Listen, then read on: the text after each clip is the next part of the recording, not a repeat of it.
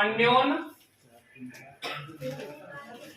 प्रेरण, अन्योन प्रेरण इंग्लिश में बोलते हैं इसको म्यूचुअल इंडक्शन। कौन सा इंडक्शन? म्यूचुअल इंडक्शन है, ठीक है।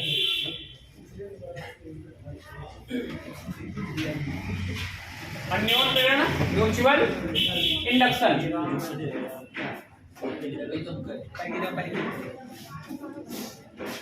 इसको अन्योन को एक शब्द याद रखिए, याद रखने में आसानी रहेगी।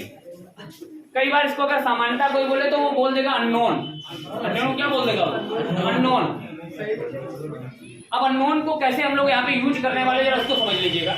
मान लीजिए हमारे पास दो कुंडलियां हैं। एक बार जब हम लोग सेल्फ पढ़ रहे थे उसमें कितनी कुंडलियां थी? एक सिंगल। उसी में धारा के मान में परिवर्तन करते थे और उसी में क्या आ जाता था? प्रेरित विद्युत बल। लेकिन इस बार कितनी कुंडलियां ली हमने? दो ले ली। देखो कैसे ले रहे हैं हम लोग। एक ये कुंडली है, ठीक है, एक ये कुंडली है। इसमें जैसी व्यवस्था हम लोग सेल्फ में करते थे वैसी ही कर रहे हैं। एक लगाएंगे धारा नियंत्रक, ये लग गया धारा नियंत्रक। इसी के साथ में क्या जोड़ दिए? बैटरी। कुंजी वगैरह लगा सकते हैं चालू करने के लिए, अच्छी बात है। लेकिन हम लोग एक सामान्य परिपथ बनाते हैं जिसमें कुंजी वगैरह का उपयोग कर, यहाँ पे कुंजी भी लगा ले तो अच्छी बात है। अगर कहीं लैब वगैरह में जाएंगे आप तो वहां पर कुंजी वगैरह सब यूज करते हैं। कुंजी को दबाएंगे फिर वो व्यवस्थाएं की जाती हैं। सामान्यतः हम लोगों ने क्या लगा लिया? यहाँ पे धारा नियंत्रक और ये क्या लग गई? बैटरी। इसको हम लोग बोलते हैं धारा नियंत्रक। ये अपना धारा नियंत्रक और ये रही बैटरी। बैटरी से जो करंट निकला है, मान लीजिए करंट कितना निकला बैटरी से? आई। वो इस धारा नियंत्रक से होता हुआ कहां पहुंचेगा? यहाँ पे। अगर आपने धारा नियंत्रक में करंट को फिक्स कर दिया है 1 एम्पियर कि 1 एम्पियर से ज्यादा करंट इससे होकर नहीं जाएगा, अलाउ कितना करेगा ये? 1 एम्पियर। इस बैटरी से कितना भी करंट मिल सकता हो, लेकिन अगर धारा नियंत्रक आपने लगा दिया है तो वो आपने उसको 1 पे फिक्स कर दिया तो 1 से ज्यादा करंट इसमें वो नहीं भेजेगा ही नहीं। तो यहाँ पे मान लीजिए करंट कितना जा रहा है? आई का मान कुछ भी हो सकता है, वो डिपेंड करता है सवाल के ऊपर। तो आपने इसको यूज किया, यहां से ये करंट गया, ये गया, ये गया, यहां से होता हुआ फिर से किस में आ गया? बैटरी में आ गया। अच्छा, हम लोगों ने डिस्कस किया था कि जब भी इस कुंडली में करंट फ्लो करेगा तो कुंडली के अंदर क्या बनेगा? एक चुंबकीय क्षेत्र। जैसे ही करंट इसमें जाएगा तो कुंडली के अंदर क्या बनेगा? धारावाही प्रणालिका। एक कई फेरों वाली, इसके ऊपर ऐसे कोई हमारे पास इस तरीके का पाइप होता था। किसका पाइप? या तो कार्डबोर्ड का या फिर चीनी मिट्टी का। उसके ऊपर हम लोग कई फेरे लगा करके कई फेरे लपेट देते। जैसे उसमें जो नलकी होती है वो धागे वाली, उसमें ऐसे लपेटे होते हैं, बीच में खोखला और ऊपर क्या है? धागा लपटा हुआ। ऐसी व्यवस्था हमने इसमें भी कर दी। तो इसको हम लोग बोलते हैं धारावाही प्रणालिका। केवल हम लोगों ने यहाँ पे ये किया है कि इस प्रणालिका में भी जो हमने फिगर बनाया वहां पे कुछ लगाया नहीं, लेकिन है तो फेरे तो यहाँ पे भी है, स्प्रिंग जैसा है। तो यहाँ पर भी हमने वही व्यवस्था की है। जब हम लोग इसमें करंट फ्लो करवाएंगे तो इसके अंदर क्या जनरेट होगा? चुंबकीय क्षेत्र। कोई भी तार जब उसमें धारा बहती है तो अपने चारों ओर क्या बनाता है? चुंबकीय क्षेत्र बनाता है। ये भी तार ही है, कुंडली की तरह है। जब कुंडली की तरह होता है तो इसका जो चुंबकीय क्षेत्र बनता है वो कुछ इस प्रकार बनता है।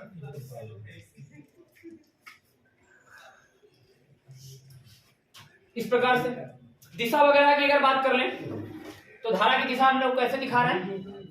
कैसे जा रही है? ये वाला जो स्थिति है, ये वाला छल्ला, ये वाला, ये हमें ऊपरी हिस्सा दिखा रहा है, तो हमें कहाँ जाती नजर आ रही है? अंदर की ओर जाती नजर आ रही है ना? ऐसे जाती नजर आ रही है। और अगर ऐसे जाती नजर आ रही है तो फिर यूं बनेगा। ऐसे तो रखेंगे हम लोग, ऐसे। तो दिशा क्या होने वाली है? ये। इस बार हमने इस मैग्नेटिक फील्ड को थोड़ा सा बाहर तक बना दिया है, लेकिन जब इससे पहले मैं 100 पीरियड पढ़ाया था तो ये यहां तक ऐसे बना देते थे, बस इससे ज्यादा नहीं बनाया था। लेकिन सच्चाई यही होगी कि जब इसके अंदर मैग्नेटिक फील्ड बना होगा तो इसके बाहर काफी दूर तक उसका प्रभाव नजर आएगा। ऐसा नहीं कि केवल इसके अंदर इतनी जगह में नजर आएगा, बाकी में कोई तार है उसमें आप धारा प्रवाहित करते तो चुंबकीय क्षेत्र काफी दूर तक बनता है। या कोई चुंबक है, वो अगर अपना चुंबकीय क्षेत्र बनाएगा तो जैसे जैसे चुंबक के पास में रहेंगे तो चुंबकीय क्षेत्र ज्यादा होगा। चुंबक से जैसे जैसे दूर जाएंगे चुंबकीय क्षेत्र कम होता जाएगा, लेकिन होगा तो ना। अब व्यवस्था ये की गई कि इसके बगल में एक और कुंडली रख दी किसी ने, एक कुंडली है जिसने क्या किया, चुंबकीय क्षेत्र बनाया, और एक दूसरी कुंडली जो इसके चुंबकीय क्षेत्र में रख दी गई। चुंबकीय क्षेत्र किसका, इसका। रखी कौन है इसके चुंबकीय क्षेत्र में, एक दूसरी कुंडली रख दे रहे हैं। तो एक और कुंडली हमारे पास है जिसको हमने इसमें रख दिया।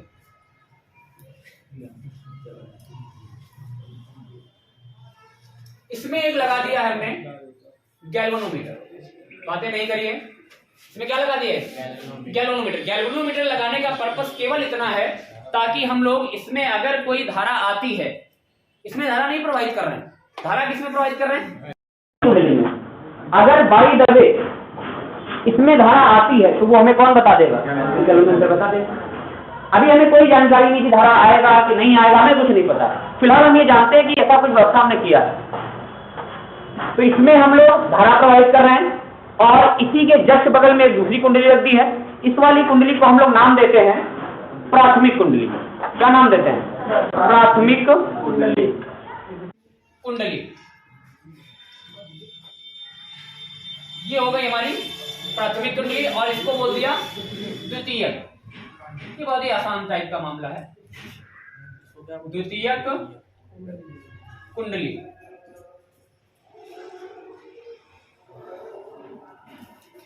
ये हो गई द्वितीयक कुंडली।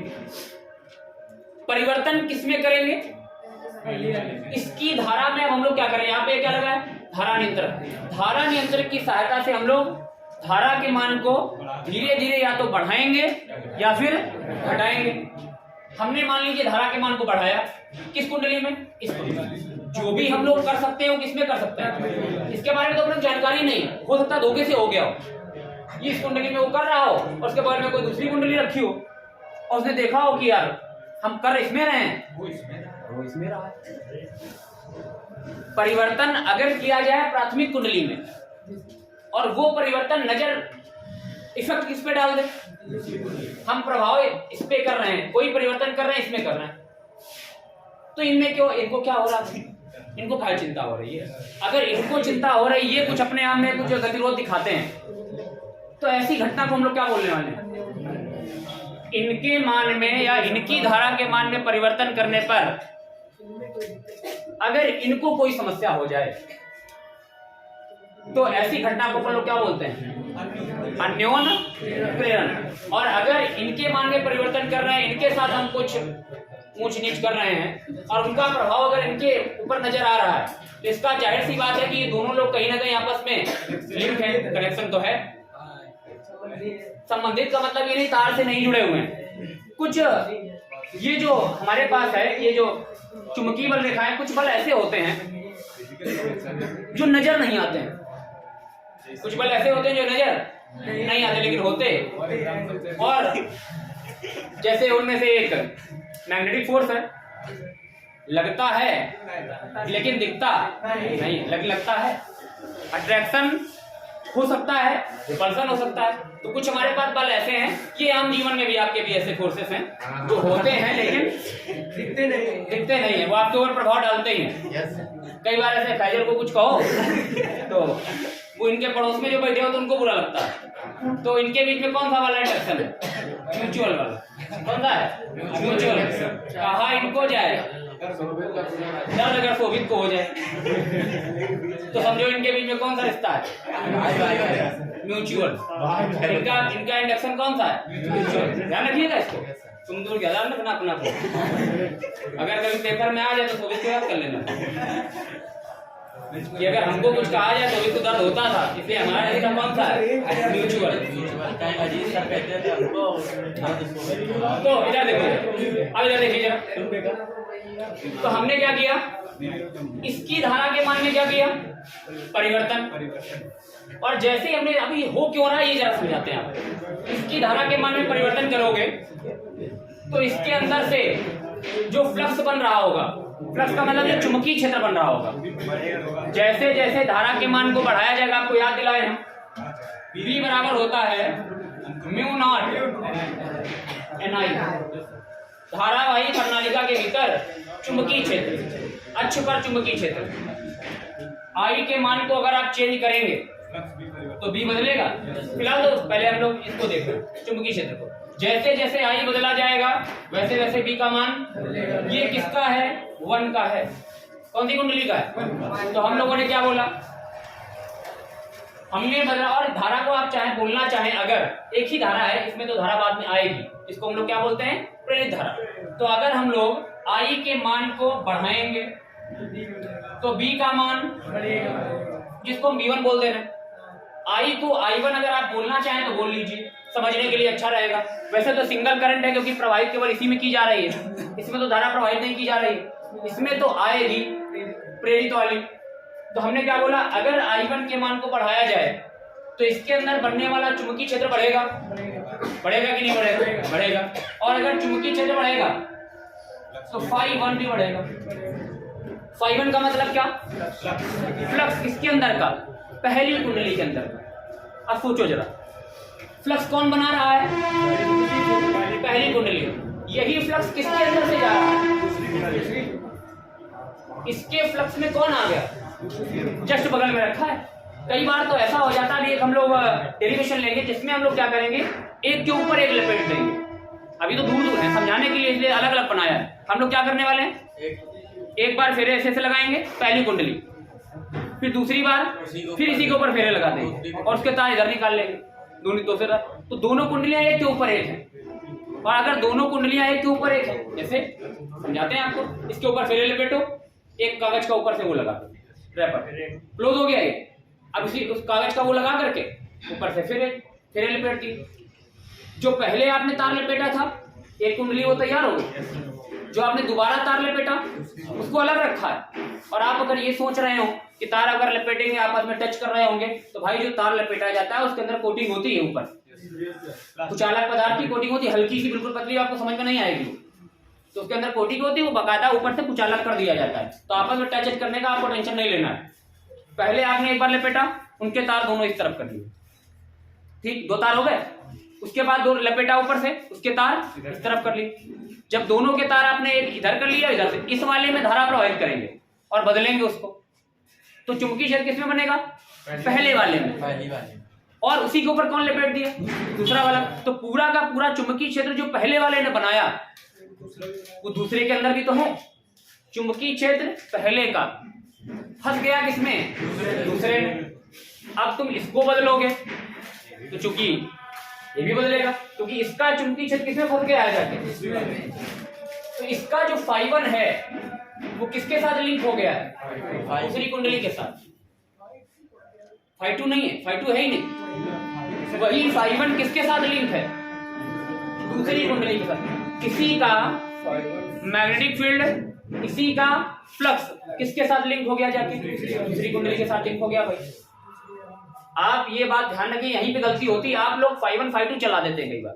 तो आपको क्या समझना है, फ्लक्स किसका है, पहली कुंडली का, और लिंक किसके साथ है, पहले के अपने के साथ तो है ही, लेकिन दूसरे के साथ भी है। तो φ1 का जो अटैचमेंट है वो कितने लोगों के साथ है, 2 लोगों के। अब जैसे ही इनमें इनके साथ परिवर्तन किया जाएगा, तो चूंकि ये इसके साथ भी अटैच है तो प्रभाव इनके ऊपर भी नजर आएगा। इनको नहीं पता होता है, ठीक है। तो इसके साथ लिंक है। तो जब हम लोग इसको बदलेंगे तो फ्लक्स बदलेगा, φ1 बदलेगा। यहाँ पे और एक बात लिखें, अगर I2 के मान में इसको घटाया जाएगा तो B1 का मान भी घटेगा, और जिसकी वजह से φ1 भी घटेगा। हमने क्या किया, इनको बदला तो इनका अपने आप बदल गया। और जैसे आपको फैराडे के नियम के अनुसार पता है कि जब भी किसी कुंडली से संबद्ध चुंबकीय फ्लक्स में परिवर्तन किया जाता है तो उस कुंडली में एक प्रेरित वैद्युत वाहक बल उत्पन्न हो जाता है, जिसके कारण उस कुंडली में एक प्रेरित धारा बहने लगती है, जो सदैव उस परिवर्तन का विरोध करती है जिसने उसको उत्पन्न किया है। इनके अंदर तो कोई धारा नहीं थी, ना इनके अंदर कोई चुंबकीय फ्लक्स था। किसकी मदद से काम कर रहे हैं, तो फ्लक्स इनका है, हमने बदला इनमें और धारा किसमें आ गई, प्रेरित वाले में, इनके अंदर। तो इनके अंदर आ गई प्रेरित धारा, क्यों? क्योंकि जैसे ही हमने इसके फ्लक्स को बदला, इनका फ्लक्स बदलेगा, तो यही फ्लक्स इसके अंदर से भी जा रहा है, तो इनका फ्लक्स भी बदलेगा। इनका फ्लक्स बदलेगा तो इनके अंदर क्या आएगी, प्रेरित धारा। एक के फ्लक्स के मान में परिवर्तन करो और अगर प्रेरित विद्युत वाहक बल दूसरे में आ जाए तो ये घटना क्या कहलाएगी, अन्योन प्रेरण। तो हम लोगों ने फ्लक्स के मान में कोई एक कंडीशन लेके करेंगे कि क्या बढ़ा रहे हैं कि घटा रहे हैं, इससे कोई फर्क नहीं पड़ता है कि बढ़ा रहे हैं कि घटा रहे हैं, लेकिन कोई एक कंडीशन तो माननी ही पड़ेगी कि आपने फिगर बनाया है, अगर धारा की दिशा दिखानी है तो एक कंडीशन तो माननी पड़ेगी कि हमने बढ़ाया है कि घटाया है। अगर आप घटाने के हिसाब से करेंगे तो धारा की दिशा कुछ अलग आएगी, अगर आप बढ़ाने के हिसाब से करेंगे धारा की दिशा कुछ अलग आएगी। तो प्रारंभिक अवस्था में हमने ये कंडीशन ले ली, कौन सी वाली, धारा के मान में वृद्धि कर दी।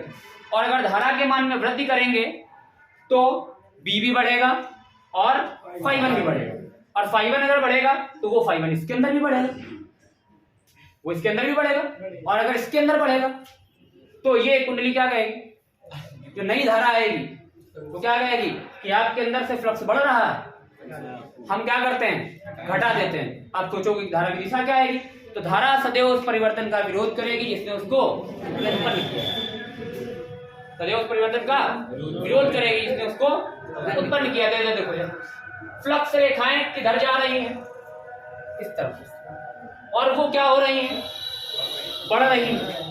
फ्लक्स रेखाएं किधर जा रही हैं, इस ओर, और उनमें क्या हो रही है, बढ़ोतरी।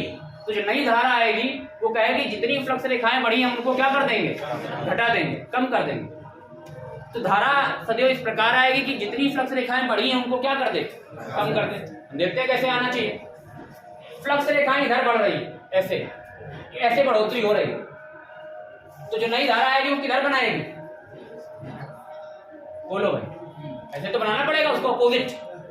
नई धारा को कैसे बनाना पड़ेगा, अपोजिट बनाना पड़ेगा। तो उसको चुंबकीय क्षेत्र अपना किधर बनाना है, इस तरफ, इसके अपोजिट, क्योंकि ये बढ़ रहा है तो ये क्या करेगी, हम इधर बना के क्या कर देंगे, घटा देंगे। अब इसको बनाना है, ये रहा, देखो हथेली क्या बताती है, चुंबकीय क्षेत्र की दिशा, ये यूं। अंगूठा क्या बताता है, ऐसे ही तो रखना पड़ेगा। चुंबकीय क्षेत्र कौन सा वाला, इसका वाला, ये नया बना है, यूं। धारा किधर आएगी, जब इधर थे तो किधर थी, जब इधर थी तो बाहर, अपोजिट आ रही, विरोध भी हो रहा है। इसमें भी तो वो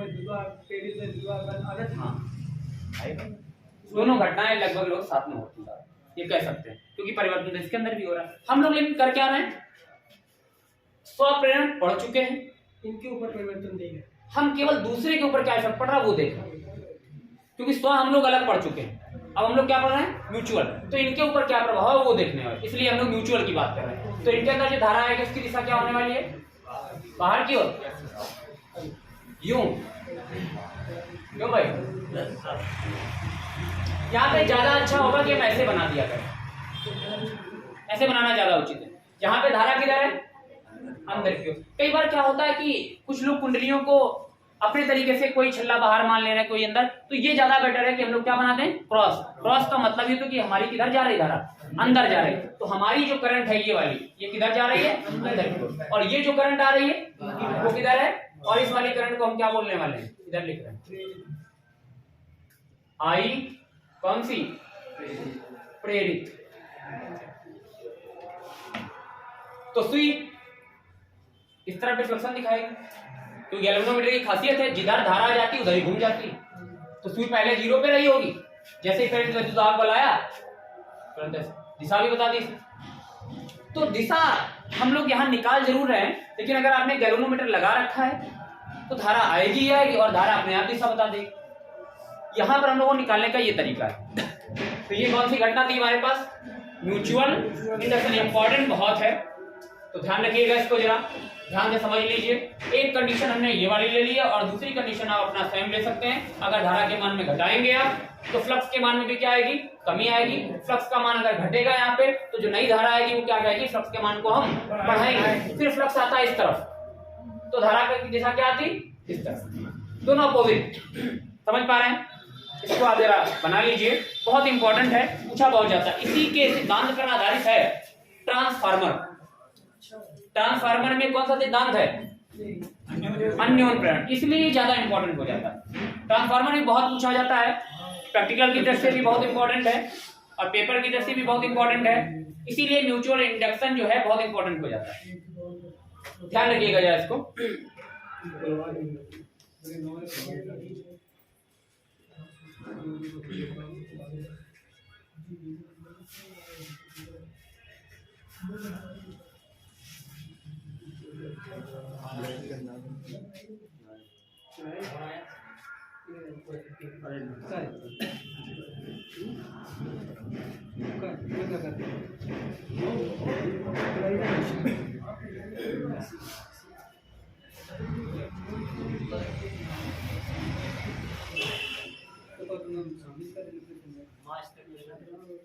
बात नहीं करें।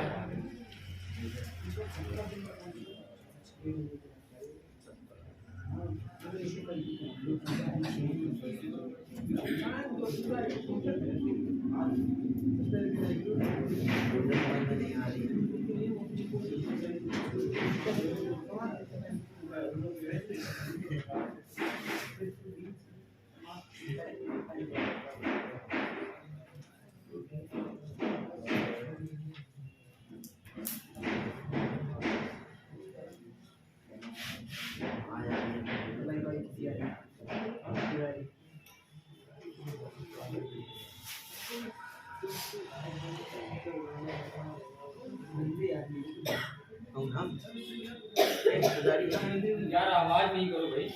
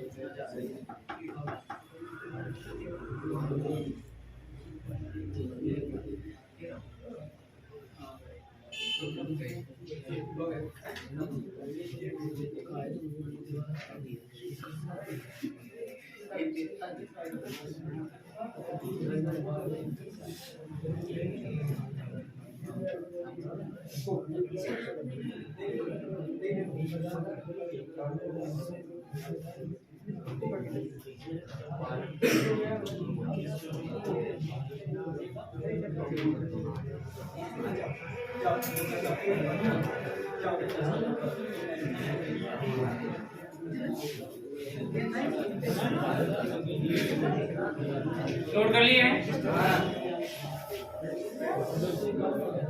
नोट कर लिया भाई? नेक्स्ट आप डाल लीजिए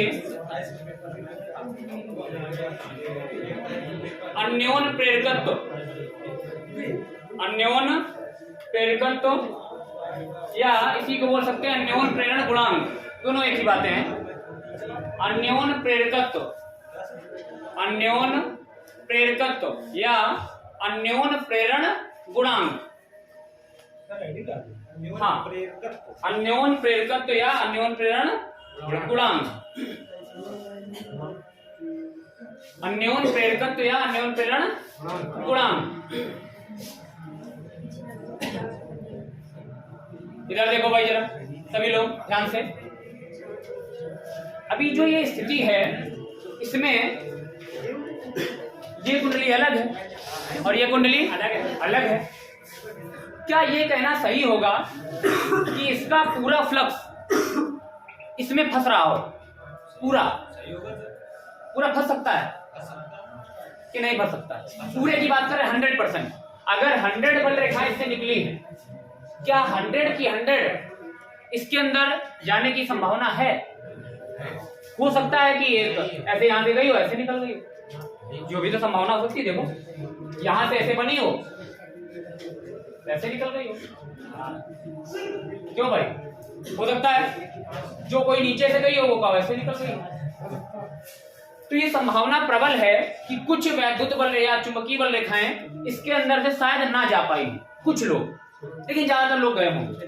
लेकिन ये तो डिपेंड करेगा कि कैसे आप उसको फिक्स करेंगे। हाँ, ये इस पे डिपेंड करता है। हमने इनको कैसे बनाया है? अलग अलग बनाया है। अगर आप इन दोनों कुंडलियों को एक दूसरे के अंदर कर देते हैं तो पूरी फंसेंगी। लेकिन अगर आपको याद हो तो फ्लक्स इस बात पे भी डिपेंड करता है कि फेरों की संख्या कितनी है। अगर आपने पूरा का पूरा वैद्युत बल रेखाएं फंसा भी ली और फेरों की संख्या पे तो डिपेंडेंसी है n5। अगर इनमें फेरे मान लो 2 ही, इसमें फेरे कितने हैं? 50, और इसमें फेरे कितने हैं? 2। तो इसका फ्लक्स कितना आएगा? 50 × 5 बनेगा, और इसका कितना बचेगा? 2 × 5, 2 ही फेरे हैं, तो फ्लक्स किसका कम रह जाएगा? इसका कम रह जाएगा। समझ पा रहे इस बात को? 2 कुंडलियां अलग अलग हैं, इस बात की प्रबल संभावना है कि पूरा का पूरा फ्लक्स इसके अंदर से ना गुजर पाए। लेकिन एक बात ध्यान देने वाली है, फ्लक्स जा इसी का रहा है, कम ज्यादा हो सकता है, लेकिन उत्पन्न किसने किया है? पहले वाले ने। कुछ थोड़ा बहुत कम रह जाता है, लेकिन इसके अंदर वही फ्लक्स पहुंचता है जो कौन बनाता है? पहला वाला बना। इसीलिए हमने ये एरो बनाया। फाइबर ही किसके अंदर से जाता है? इस दूसरी कुंडली के अंदर। लेकिन हो सकता है ये बात सही हो कि पूरा का पूरा फ्लक्स इसके अंदर से ना जा पाए, या फेरों की संख्या कम हो, या कुछ चुंबकीय बल रेखाएं निकल जाती हुई ज्यादा दूर रख दिया हो आपने। तो इस बात पर डिपेंडेंसी है कि आपने जो व्यवस्था बनाई है वो कैसी व्यवस्था बनाई है। इसीलिए किया क्या जाता है, जब ऐसा कुछ करना होता है तो दो, एक पतली कुंडली ली जाती है और एक कैसी ली जाती है? थोड़ी मोटी, और दोनों को एक दूसरे के अंदर, जैसे इन मार्कर के अंदर क्या है? सोक्ता पड़ा हुआ है। एक थोड़ा इसका साइज बड़ा है और सोक्ते का साइज छोटा है। इसके ऊपर तार लपेट दिए और इसके ऊपर तार लपेट दिए, दोनों कुंडलियां एक के अंदर एक हो गई, तो पूरा का पूरा फ्लक्स फंसने की संभावना है। लंबाई भी दोनों की क्या ले ली? बराबर। फेरों की संख्या क्या ले ली? बराबर। सब कुछ बराबर ले लिया, और जब सब कुछ बराबर ले लेंगे तो फ्लक्स जो ये बनाएगा वो टोटल फ्लक्स इसमें फंस जाएगा। लेकिन अभी ये कहना सही नहीं होगा। मान लेते हैं हम कि फाइबर फ्लक्स इसमें गया, लेकिन उसमें से केवल कुछ हिस्सा Φ2 ही इसके अंदर लिंक हो पाता है। इसका ये पूरा का पूरा यही वाला फ्लक्स है जो इसके अंदर से जाना चाहता है, लेकिन उसका कुछ हिस्सा इधर उधर से निकल जाता है, और उसका कितना हिस्सा इसके साथ लिंक हो पाता है? Φ2 हिस्सा। अगर Φ2 लिंक हो पाता है तो हम कुछ बातें मान ले रहे हैं, यहाँ पे क्या लिख दे रहे हैं?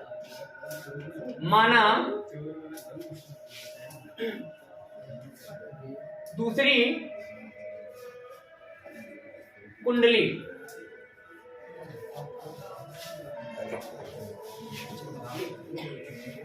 से दूसरी कुंडली के एक फेरे से संबद्ध फ्लक्स फ्लक्स कितना मान लिया इसको 5-2 कितना मान लिया यार 5-2 मानने का केवल इतना कारण है अगर पूरा पूरा फंस जाए तो 5-1 ही रहेगा, कोई टेंशन नहीं। अगर कभी हमसे बोला गया कि पूरा फंस रहा है तो अपन इसको क्या लिख देंगे 5-1 लिख देंगे, जितना आया उतना फंस गया। अगर कुछ लोग मान लो कुछ लोग ऐसे हैं जो यहाँ से चले तो थे लेकिन रास्ते में उनका मन बदल गया, बोला भाई हम नहीं वहां तक नहीं, रास्ते से अपना भटक गए, पहुंचे ही नहीं वहां तक। तो हमें कम करना पड़ेगा ना, 50 लोग चले 50 लोग पहुंचे कि नहीं पहुंचे। अगर पूरे पहुंच रहे हैं तो 5-1 ही लिख लो, और अगर एक दो कम हो जा रहे हैं तो उनको छोड़ दो। तो कितना फंसा एक छल्ले में 5-2। अगर दूसरी कुंडली में फेरों की संख्या, यदि दूसरी कुंडली में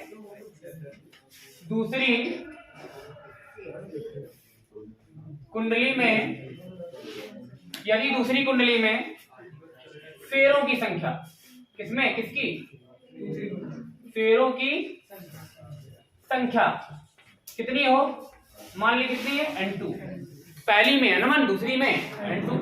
पहले के लेकिन हमको परिवर्तन सब किसमें देखना है, दूसरे में। पहले वाले में n1 मान लेते और दूसरे वाले हमने कितना माना n2 माना है, तो कुल फ्लक्स कितना आ जाएगा, कुल फ्लक्स कितना आएगा भाई 5-2 बराबर कुल फ्लक्स कितना आएगा n2 और n2 5। कुल फ्लक्स की बात कर रहे हैं। ये जो 5-2 आया था कितना था, एक छल्ले से जब हमने n का मल्टीप्लाई करा दिया तो पूरा आ गया टोटल। एक छल्ले में कितना फंस रहा है 5-2, टोटल फेरे कितने n2, तो हमने n2 से क्या करवा दिया, ये टोटल आ गया। तो हमारे पास कुल फ्लक्स इतना आ गया। अगर आपको याद हो तो स्वप्रेरण में जो हम लोगों ने डिस्कस किया था, तो क्या डिस्कस किया था भाई, कितना आएगा वैद्युत वाहक बल, तो आपको उसके लिए बाद में काम करेंगे। फिलहाल को क्या निकाला, म्यूचुअल इंडक्टेंस। तो आपको याद हो अगर तो ये लिखते थे हम लोग, ये जो फ्लक्स परिवर्तन ही है ये किस पर डिपेंड करता है, धारा में परिवर्तन के ऊपर। फ्लक्स का परिवर्तन या फ्लक्स का बनना सीधे सीधे किस पर निर्भर है, धारा के ऊपर। जितनी ज्यादा धारा उतना ज्यादा B, उतना ज्यादा फाइव, और जितना ज्यादा 5-1 होगा उतने ज्यादा लोग इसके अंदर से भी जाएंगे। तो क्या हम लोग ये बात जैसे हम लोग वहां स्वप्रेरण में लिखते थे, याद करिए आप जरा, n5 इज इक्वल टू नहीं लगा रहे हैं, डायरेक्टली प्रोपोर्शनल टू I। स्वप्रेरण में ये लिखा था n5 directly proportional to I। यहाँ पे ऐसा नहीं लिखेंगे, थोड़ा सा परिवर्तन करेंगे, n2 5-2 डायरेक्टली प्रोपोर्शनल टू ना I1। धारा किसकी बदली जा रही है, यहां I1 नहीं आएगा। आप लोग अगर दिक्कत हो रही हो आपको तो हम सबको परेशान न करें, अपने आप को ही केवल करें। तो n2 5-2 directly proportional to I1। धारा किसकी बदलते हैं, क्या बन जाता है I1, ठीक है। यहां पे आप I2 मत लिख देना, गड़बड़ हो जाएगा। धारा किसकी बदली जा रही है, 1 वाले की, और सारा का सारा परिवर्तन या लिंकअप किसमें हो रहा है, 2 वाले। तो धारा में I2 नहीं आएगा, फेरे किसके, दूसरे वाले। फ्लक्स किसका, दूसरे वाले का। परिवर्तन किसने किया, पहले का, इनकी वजह से हुआ है। तो directly proportional to n2 5-2 depend करता है या निर्भर करता है किसके ऊपर, I1 के ऊपर, पहले वाले की धारा के ऊपर। ये लिख रहे हैं हम लोग, ये आ गया। आपको याद करिए फिर से, n2 5-2 इसको प्रोपोर्शन के साइन को हटा करके जब स्वप्रेरण पढ़ रहे थे तो कांस्टेंट लाते थे L, यहां पर वो कांस्टेंट केवल चेंज होकर क्या आ जाएगा, M। क्या आ जाएगा, M। म्यूचुअल इंडक्टेंस इसको बोलते हैं। वहां पर क्या आता था L, यहां पर क्या आएगा M, फिर क्या आ जाएगा I1। M बराबर निकालेंगे n2 5-2 अपॉन I1, ये बन गया आपका M बराबर। M का नाम म्यूचुअल इंडक्टेंस, स्वप्रेरण गुणांक, सॉरी अन्योन प्रेरण गुणांक, माफी चाहेंगे, अन्योन प्रेरण गुणांक। कौन सा गुणांक? बात समझ में आ रही है? अब आप याद कीजिए, यहाँ पर केवल क्या आता था स्वप्रेरण में? n, और यहाँ पर केवल 5। यहाँ 2 कुंडलियां हैं। फ्लक्स किसका टोटल? दूसरी कुंडली का। परिवर्तन कौन कर रहा है? पहले कुंडली। इसलिए धारा किसकी आएगी? फॉर्मूले में कोई तब्दीली नहीं, जैसा फॉर्मूला वहां बनता था वैसा यहाँ बनेगा। जो मात्रक वहां आता था वही मात्रक यहाँ आएगा। निकालेंगे भी मात्रक तो सब कुछ सेम सेम आ रहा है, केवल 1 और 2 का अंतर आ रहा है।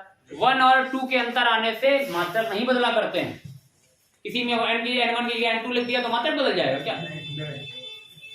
नोट कर लीजिए इसको।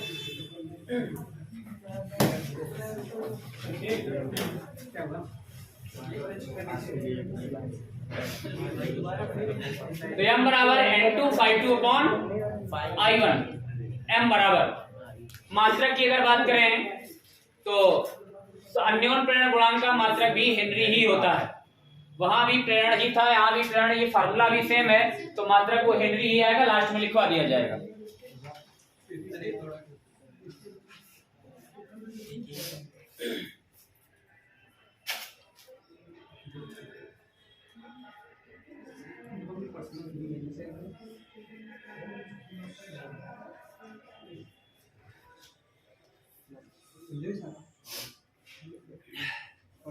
डेट सबको पता चली गई होगी पेपरों की, तो अभी आपके पास टाइम कम बचा हुआ है, इसलिए अब आपको अन्य कारणों से,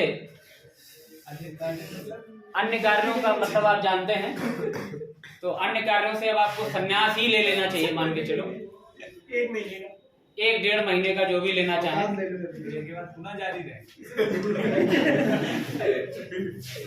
इसके बाद आपकी इच्छा पर निर्भर करता है।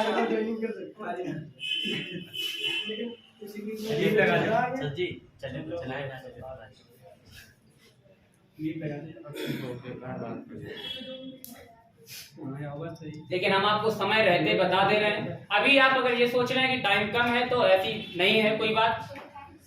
अगर आप करना चाहें तो टाइम है, और अगर अभी भी अगर आप ये सोच रहे हैं कि नहीं अभी 2-4 दिन थोड़ा सा रिलैक्स कर लें, या थोड़ा सा मतलब जो 45 दिन का या 30 दिन का संन्यास लेंगे उसकी पूर्ति कर लें, ऐसा भी करते हैं लोग कि 4-5 दिन थोड़ा सा पूर्ति कर लेते हैं, उसके बाद एकदम से लॉक कर देंगे, तो ये संभव नहीं है, नहीं कर पाएंगे आप।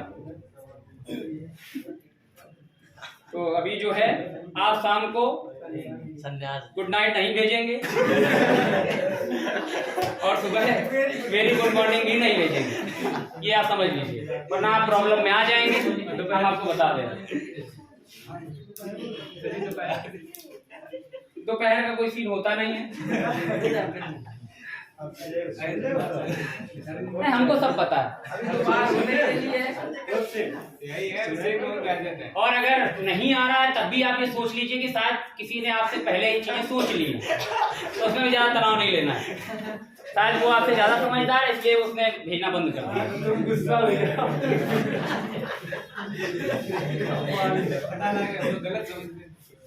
नहीं, उसका गलत अर्थ नहीं निकालना है, हम आपको समय रहते बता दे रहे हैं, और ऐसा आपके साथ होता है, इसमें कोई ऐसी बात नहीं है कि बहुत अलग टाइप की चीजें हैं, आप भी इंसान हैं तो इंसानों वाली ही हरकतें करोगे, इसलिए ये सब सामान्य बातें हैं, आपके साथ हो रहा है, उसको थोड़ा कुछ दिन के लिए। चलिए नेक्स्ट डाल लीजिए। तो आप सॉरी, अन्योन प्रेरण गुणांक तथा अन्योन प्रेरण गुणांक तथा प्रेरित वैद्युत वाहक बल में संबंध।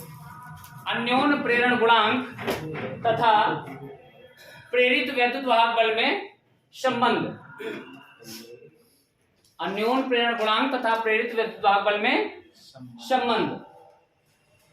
अन्योन प्रेरण गुणांक तथा प्रेरित वैद्युत वाहक बल में संबंध।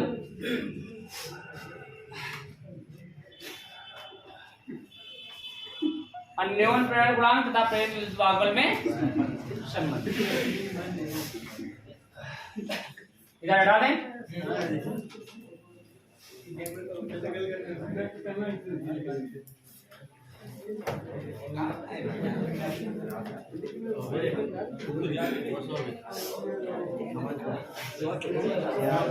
चलिए इधर देखिए। अच्छा, वैद्युत वाहक बल किसमें प्रेरित होने वाला है?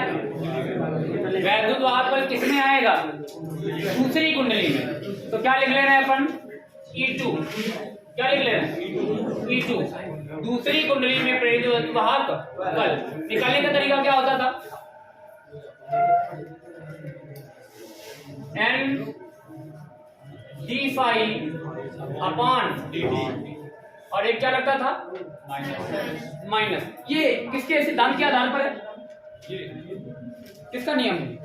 लेंथ का फैराडे के नियम से ऐसे निकाला जाता है। अब केवल परिवर्तन देखो क्या करना है। परिवर्तन देखिए जरा। फेरों की संख्या में किसकी लिखेंगे? N2 दूसरी कुंडली के फेरों की संख्या, और फाई। अगर हम परिवर्तन पहले वाले में कर रहे हैं तो हो किसका रहा है? दूसरे का। तो यहां क्या लिख देंगे? टाइम दोनों में परिवर्तन करने में अगर आप ये सोच रहे हैं कि टाइम का रिलेशन है कुछ, कि पहले वाले में परिवर्तन करते उसके कुछ समय बाद होता है जाके दूसरे में, तो ऐसा आपको नहीं सोचना है। ये टाइम का रिलेशन बिल्कुल भी नहीं है। तो इस बारे में dt को हम लोग क्या रहने देते हैं? dt रहने देते। समय का परिवर्तन सेम ही है। तो ये आ गया आपके पास। अब आपको याद होगा अपन क्या करते हैं? d को थोड़ी देर के लिए बाहर कर लेते हैं। कांस्टेंट को जिस प्रकार से हम लोग अवकलन के अंदर से बाहर निकाल सकते हैं उसे अंदर भी कर सकते हैं, ये सब काम कर सकते हैं। तो d को बाहर कर लिया, माइनस का n2 को बाहर अंदर करना है। यहां लिखेंगे d n2 और phi 2 अपॉन dt। क्या आएगा? dt। और अगर आप देखिए जरा n2 phi 2,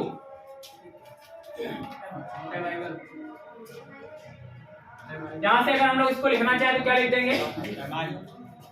n2 phi 2 is equal to क्या आ जाएगा? mi1। लिख सकते हैं उस फॉर्मूले से। रख दीजिए जरा, चिपका डालो। तो E2 इज इक्वल टू आ जाएगा माइनस का d n2 phi 2 क्या लिख देंगे?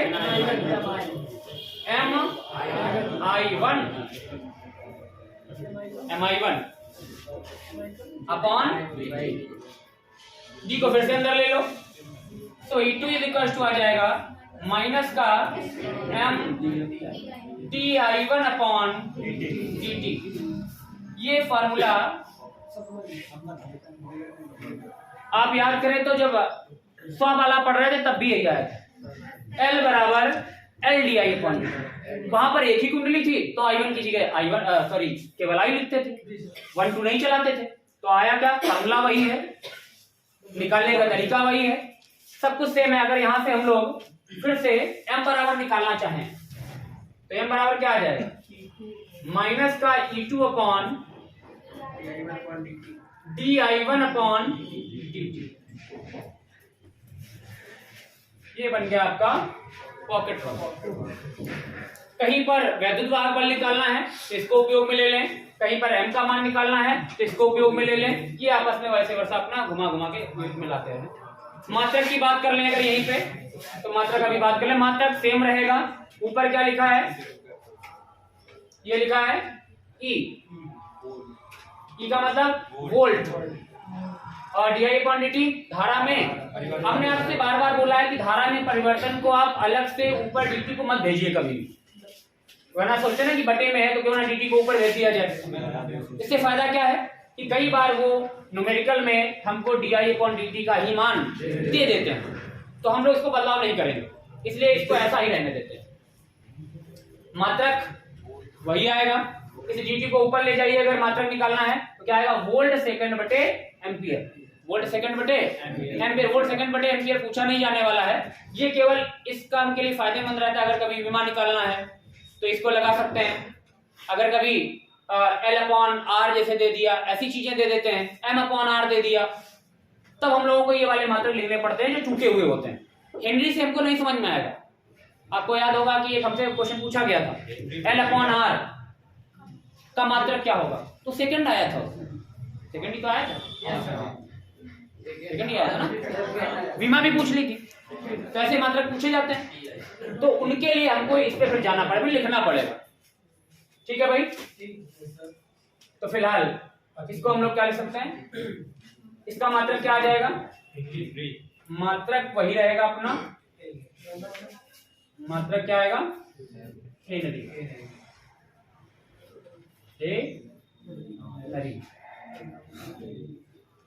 मात्रक क्या आएगा, हेनरी।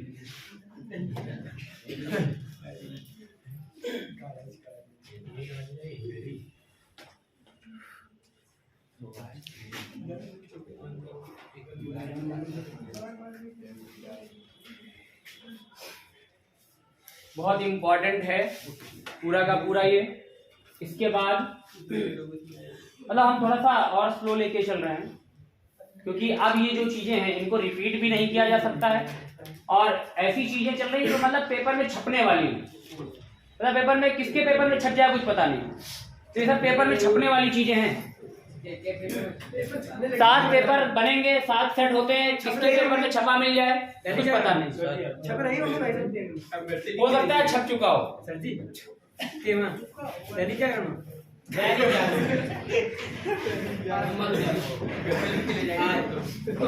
तो ये सारे सवाल पेपर में छपने वाले सवाल चल रहे हैं, तो इनको मतलब एक बार आप यहाँ पढ़ लिए उसके बाद रिपीट कर दीजिए तो उनमें छप जाएंगे आपके दिमाग में भी। अगर जानकारी होगी तो ही आप वहां लिख भी पाओगे, वरना ये 1-2 में भी कंफ्यूज हो जाओगे।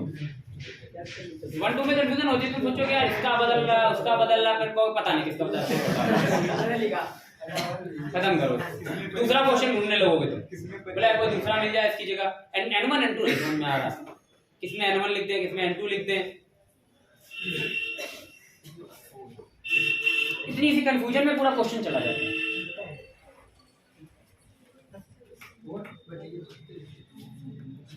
अगर आप उस बात को कायदे से समझ लेंगे कि किसकी वजह से क्या हो रहा है तो आप ये बात समझ पाएंगे। और ये 5-2 लिखने का केवल इतना अर्थ था कि सामान्यतः ऐसा होता है कि हो सकता है पूरा का पूरा फ्लक्स दूसरे से लिंक ना हो पा रहा हो। अगर पूरा लिंक हो जाए तो अपने को टेंशन ही नहीं, फिर तो सब जगह लिख डालो, फेरों की संख्या भी बराबर हो तो N1 लिख डालो, सब जगह N ही लिख डालो, कोई दिक्कत नहीं। लेकिन अगर चेंज करके दे देंगे तो हमें बदलना पड़ेगा। तो ठीक है, फिर आज के लिए इतना काफी है, बाकी